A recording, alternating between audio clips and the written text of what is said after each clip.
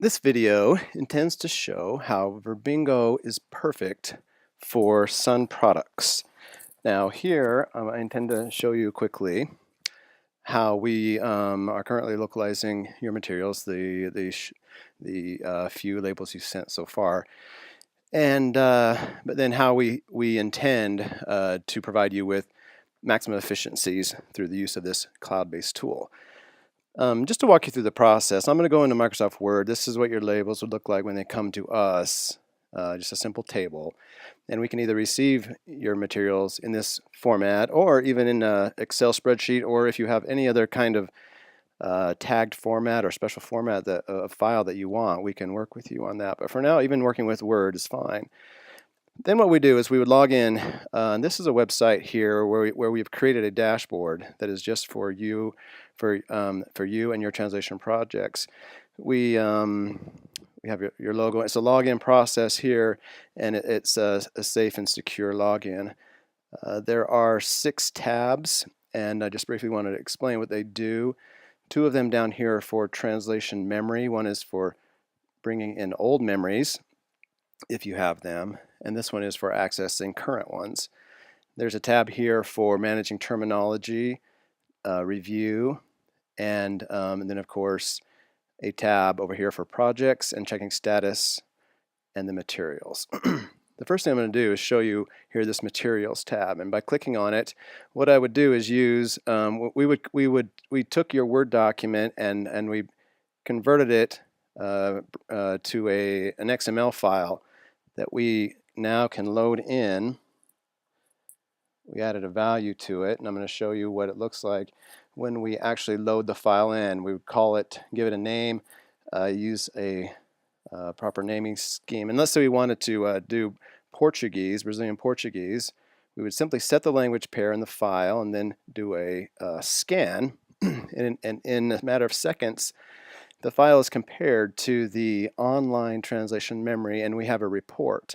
The report shows how many matches there may be, if there were, and in this case there are none because it was a new project. It shows how many matches there might be in currently translated or projects being translated, and there are none in this case. It shows then the new and unique segments, and here there are 10 making up the entirety of the project. It also shows duplicates and fuzzies, but there are none here. So what we would do then is simply continue, and we would load the project in as if it were to be translated. And I've done that over here, and I'm going to show you this other tab. I've loaded the project in for Chinese. But here you can also see the French, Canadian, and the Spanish that we've already done for you. This is a simple table of the projects. You can see these are 100% complete. And then we have tools for assigning them, and this is where we assign projects to translation. And here I've loaded in a demo project into Chinese. We can see the word count 0%, and I've assigned it to a verbatim PM. Now I'm going to go change screens here and show you what the translators would see once we assign them the project. They work in a separate editor, and it looks like this. Without going into too much detail, there's just a menu over here and a place where they can get to their projects. They would then open your project. Here it is, Sun Products. And then the editor opens up, and they can then see all of the strings. And if you compare this to the Word document, you can see the strings are just in a simple order there. And each string, you open it by clicking on the flag icon, and then there are tools, buttons here for navigation and translation. The 2 main components, the 2 main features of this translation editor and any translation editor is one, how you access the translation memory, and we do that through this box over here. And we allow the translators to search the entire translation memory in a concordance fashion. So example, if I wanted to type in sodium, I would type in sodium and then hit enter, and oh, excuse me, I guess I have to spell it correctly, sodium. I would get all the existing occurrences. Here there are only 2. I could click on one and then go to it, and I could immediately work in that segment. But this allows me to see how any particular word appears in any given context in just your material. And this is a very valuable tool for our translators to get things right and consistent. The word I, for example, occurs here in 3 very important segments, and we would want to make sure that the translations used are consistent. Now the other key element that I don't have a sample here is just for the terminology. I mentioned the word I. I'm going to flip the screen back to the dashboard, and I mentioned here there is a button for terms. This is a tool we provide where we can create terminology that would then that actually analyzes your material to come up with key terms. And without going into too much detail, we can just run a quick analysis and see how some of these terms occur. We can then add them and translate them here in the dashboard level. And then once they're translated and in the system, they will appear to the translator here in a highlighted fashion. And like I said, I don't have any samples of that, but we talked about that in the meeting that we would want to get glossary items or terminology lists that we could then populate, and then here is where the translator would see that terminology. So those are the 2 key key features of the editor.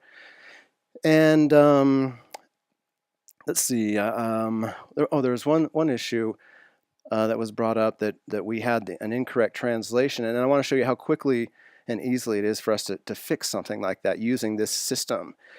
It was about the word caution. So what I would do, if there was an issue with any term in the entire translation memory, we would access it from this one panel, and we would go here from this panel, and here in this simple little tool, I would adjust the language pair. I believe it was Spanish, but it's Euro-Spanish. So ESP, and it was the word caution, and we can then see how the word caution appears in the entire translation memory along with the translation. And here, in fact, you see caution is translated this way, and here it's translated this way, and here the same, but then down here, in fact, there's an inconsistency. And so this is something that we would want to fix immediately, and I could even do that here by simply by using the tools here to cut and paste and make that fix. So then we can do that for these other 2, and I'll do that in a minute. So I think that's all we wanted to say. We use the projects to track status, and we can give you access to this panel, and we can we can all be aware and have access to the translation memory, and we find that it's the perfect team environment for doing an optimum translation. And if you have questions, we ask that you contact us, but we are here, we are already employing the tool, and we look forward to receiving more work from you. Thank you.